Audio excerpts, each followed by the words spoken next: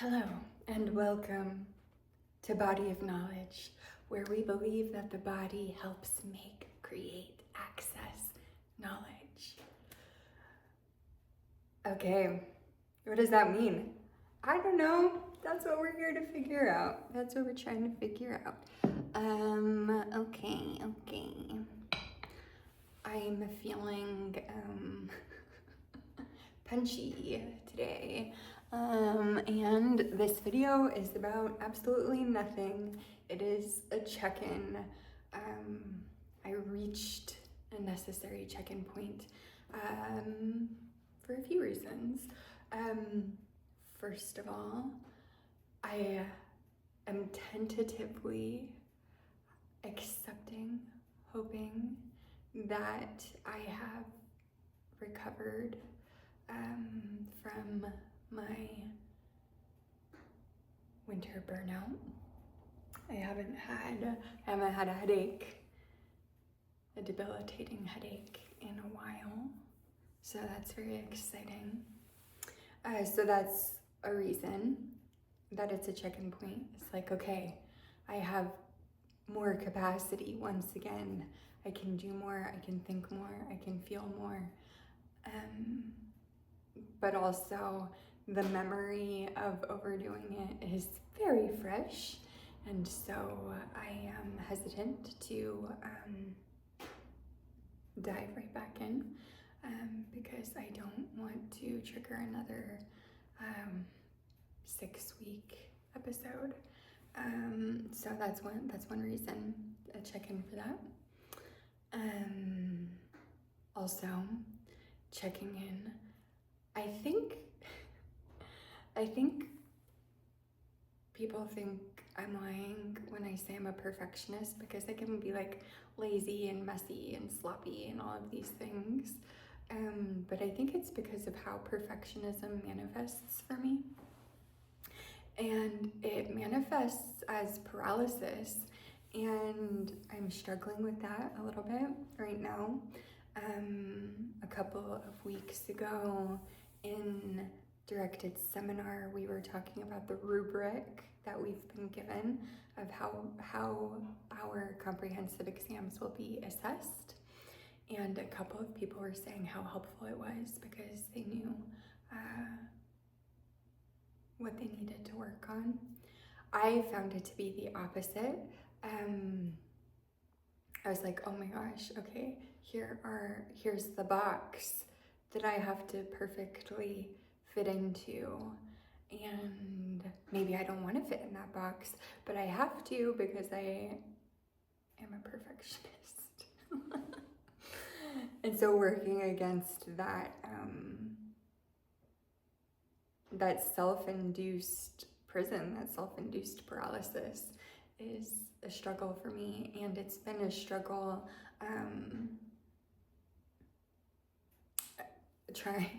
trying to read, specifically trying to choose what to read,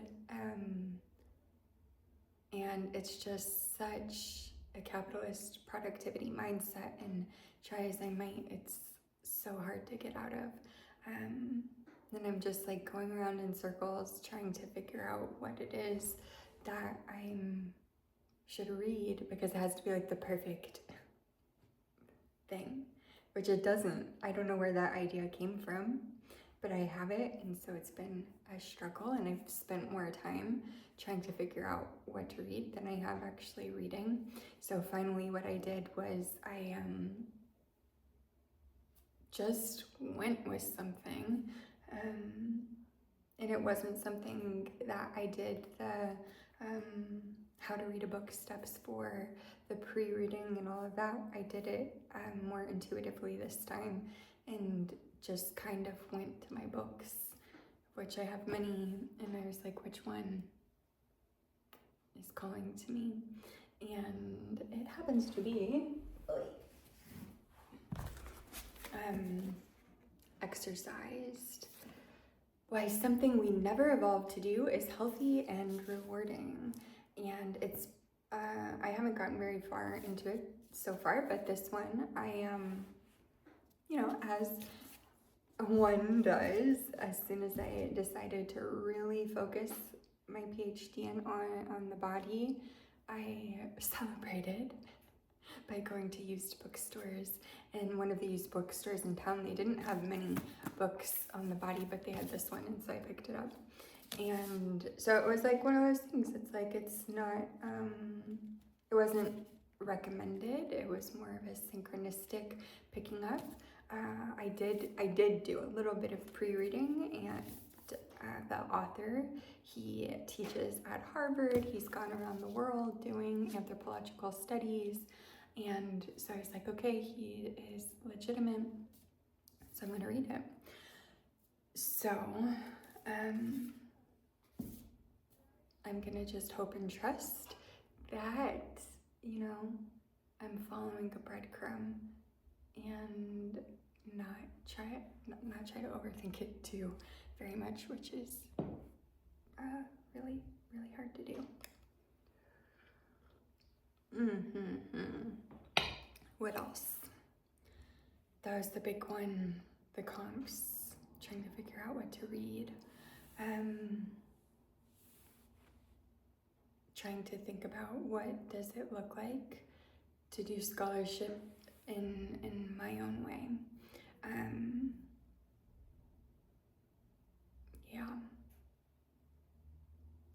And how do I move forward in a way that feels internally driven from like my aquifer of energy, rather than like trying to pull moisture from the environment around me, being externally driven. What does that look like? Because I am ambitious, I guess, just not maybe in the way it's normally understood to be. So what does that look like? Trying to figure that out and trying to not force it. Aha, I did get back around. So the other reason that this is a check-in point, I work with the Wheel of the Year. And so for me, in bulk, which was February 1st, is the time for planting new seeds.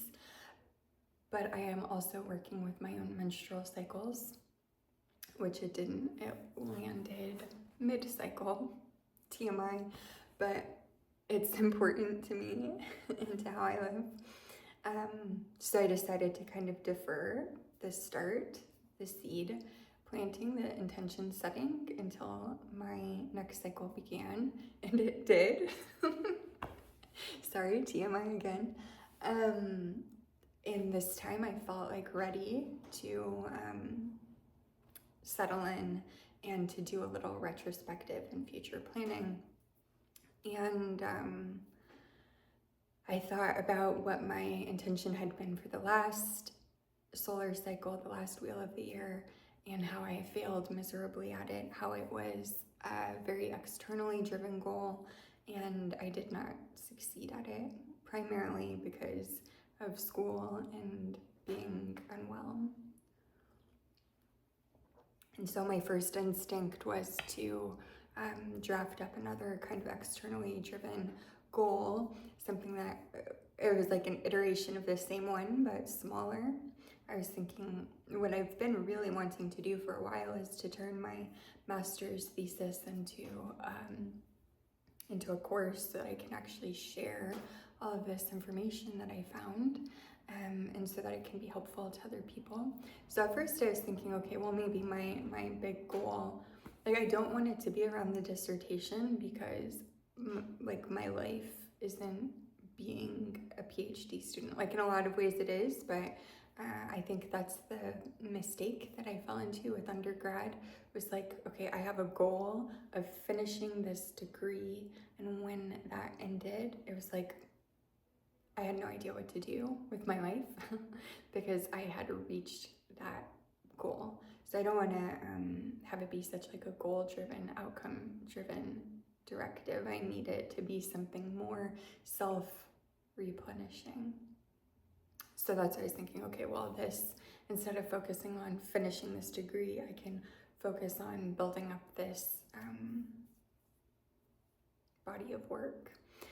And so I was thinking of doing that. And so I have this practical side of intention setting, but then I also have the spiritual side of it, which I find equally, if not more important.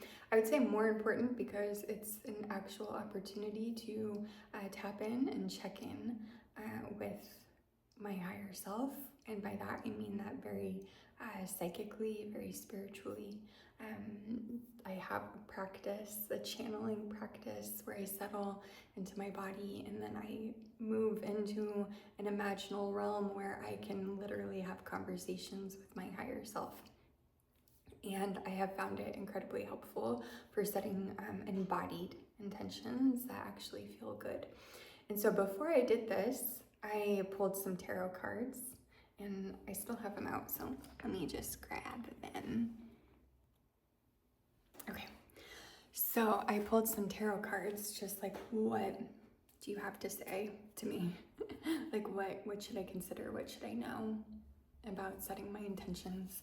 And then it started with the Empress at the bottom of the deck. This is called the Infinite Door Tarot. So it started with the Empress at the bottom. The Empress is very fertile, very life-giving, very creative. So I was like, great, I'm on the right track, right? Then things got tarot-y. So I started with the Five of Cups, and the Five of Cups can be like this self-pity. It can be looking to what is not when you have so much abundance around you. So I was like, okay, well, I don't know about that. Then I had two cards come out together. I had the Ace of Swords, which is about truth. And then it came out with the Five of Wands, another five. And this can be about conflict and it can be about adventure, but it's another five. And then the third card I pulled was yet another five. The Five of Pentacles can be about feeling left out in the cold. But actually this just sparked for me as another potential reading of it, which is like like kind of what I'm trying to do, interestingly enough, is purposefully putting myself outside in the cold, meaning outside of the institutional norms. So traditionally this card has two beggars outside of a church, and the church is very lit up, and the idea is that all you have to do is like walk into the church to receive aid and receive help. But within the context of Christianity, how many times is getting help predicated on some other action, not limited to conversion and obedience? In any case, I was like, okay, what the heck? So then I had to, look deeper, and I was like, okay, there's 4 suites. I got all 4 suites here, and 3 of them are 5s, which are numbers of change. 5 is the number of change. And another thing that I like to do is I like to go about 5 cards in typically into my deck to get like kind of the underlying energy, just to get more information. And so then I had the Hierophant, which is a 5, and then there at last was the 5 of Swords. So I was like, in my normal reading, which is the 3 out and then 5 under the bottom, I got all of the 5s. I got all of these cards of change. And so then when we add in more energetics, this is the year of the Fire Horse, freedom and drive, and then it's also the year of the Wheel of Fortune. And the Wheel of Fortune actually was one of the very first cards that I started to connect with personally as like a teacher and mentor card. And at first, I read that card as finding center.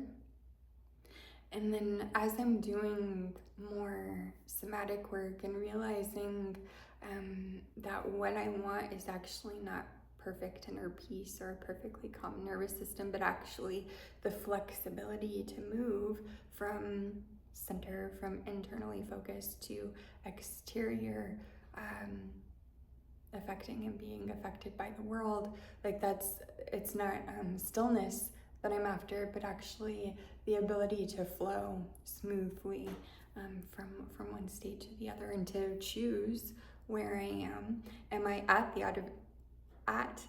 outer edge of the wheel, which of course centrifugally has the most motion and the most force and the most speed, or am I at the center where I can be relatively still and focused, or am I somewhere in the middle? And oftentimes it's somewhere in between the center and the outer spoke. So I got all of this information as I was going to sit down to go into my visualization, and I was like, okay, well, I'm really not getting the impression that what I should be doing is sedimenting a process. And it's not saying that I shouldn't do that, but that it shouldn't be my focus for the next solar cycle, the next year or so. And so then I did my meditation, and I spent time asking my higher self for advice and doing some channeling. And what I realized was, like, what I want is not to be focused on an outer goal, but to rather keep practicing. I need to pause because my nose is really itching. Okay, so much better. Yeah, so I actually don't want to have this like externally realized goal. I don't want a SMART goal necessarily, and it's not something that I can necessarily like prove or have empirical proof that I accomplished. I realized that what I would like to do actually is to take the intention behind what made me sick, which was like to put into place exterior systems to allow for a thriving life that allows me to affect and be affected by the world. And instead of trying to do it in a week, having that be my intention for this full solar cycle, and taking the time to let my body, what my baseline homeostasis is, slowly adapt as I am bringing in more intensity. And then included within that, like doing it differently so that there is space for the intuitive, so that there is space for the body, that there is space for the things that I'm studying and that I care about when perfectionism kicks in and I start to act to meet rubrics rather than the joy of knowledge. So what I like to do and what I haven't done yet, because that in itself was quite a big process, is I like to actually anchor my intention in my body, and then also have words to go along with it. And the reason I like to do that is because it's like working with the idea that the body keeps the score, right? That's Bessel van der Kolk's book and concept, and the idea is often like the body is holding on to trauma, but the body is also holding on to resilience and hope. That's something Resmaa Menakem talks about. And so spending time once again in this channeled state, visualizing. The brain often doesn't realize the difference between visualization and reality, so creating this 5D reality of a potential outcome, and then finding a place in my body where I can kind of memorize. I use the word anchor, where I can anchor into that memory with an attached phrase, the intention put into words, so that when I am tired, I can drop into this place in my body, this memory of my body, and this phrase which re-triggers the memory, because now it's not a visualization anymore, but to my body it's a memory. And then when we go back into the body, and that we feel to the level of our bodies, oftentimes what's happening is like, I have something that I really want, but it feels unsafe because it's different. I'm entraining my body to know that this future reality that is different than what I currently have is safe. And I know that it's safe because I've been there before. I've done it before many, many times. And so it's, I guess my intention is really to just be more gentle with this transformational process, and letting all aspects of myself catch up to what it is that I want to change. And what is it that I want to change? I don't know that I had asked myself that question till now, but it is a good question. And I think it goes back to the Carolyn C. book. I have it somewhere. I just saw it, but I don't remember where. But when she talks about kind of envisioning as part of creating a scholar, or she talks about creating a literary life. I'm talking about creating a scholarly life.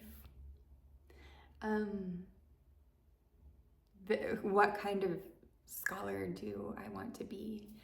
And just moving towards what I want rather than moving away from what I don't want. So that's kind of where I'm at right now. Dealing with this perfection-induced paralysis,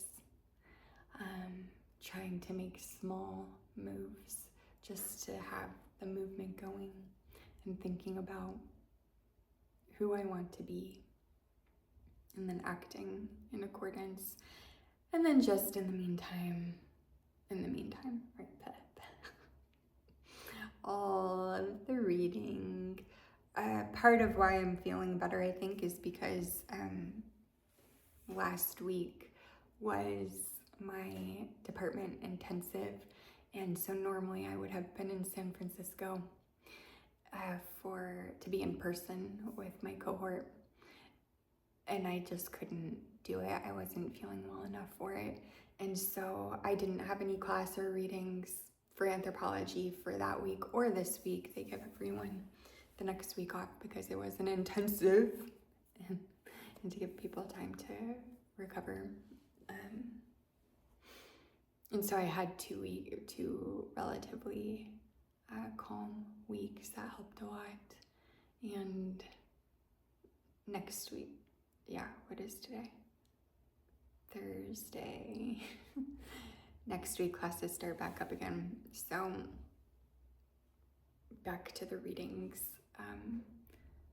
Reading this book for one class, reading a book called Family Abolition for my Other Ways of Being Human class, and then for the Spinoza class, where we are reading the ethics slowly, and then for my midterm, I'm also reading another paper on joy and cheerfulness. And I think we should have joy and cheerfulness, and I think that it is helpful. And I've seen a message going around, and to be fair and honest, I haven't watched the whole thing because it kind of irritated me. And it's talking about like, you don't need hope. If you like, hope doesn't fuel revolution. And I just didn't want to watch the whole thing, because I think hope does fuel revolution, and it goes back to Barbara Fredrickson's broaden-and-build theory. Like, hope is a positive emotion. hope, therefore, opens us up to more creativity, more imagination, more possibility, whereas the lack of hope or the lack of positive emotions, it's not going to prevent me from acting in the short term, but in the long run, it's depleting. It closes us off, it makes us more rigid, and it makes the potential horizon actually more narrow. So I just think that's another harmful way of looking at the world, and it is I don't know, I'm struggling to put words to it, but I don't care for it, and I think that we should make time for dancing, and we should make time for laughing, and we should make time for joy, because we should not only be moving away from what we don't want, but moving towards what we do want, so that we have something to enjoy when we get there.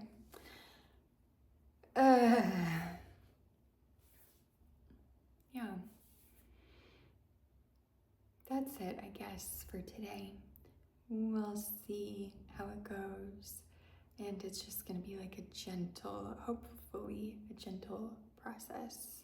I think coming back to the idea of all of these fives that I have, and fives being the number of change, for me, gentleness helps me be soft with myself as I experience change. It helps me to be more fluid, and when I start to be more rigid, that's when perfectionism kicks in, and then I can't make any movements whatsoever. So I'm gonna try to document what I am calling my titration process for moving towards building a scholarly life in a way that is sustainable. And by sustainable, I mean self-replenishing, or leaves room for self-replenishing. All right. That's it for me. Bye for now.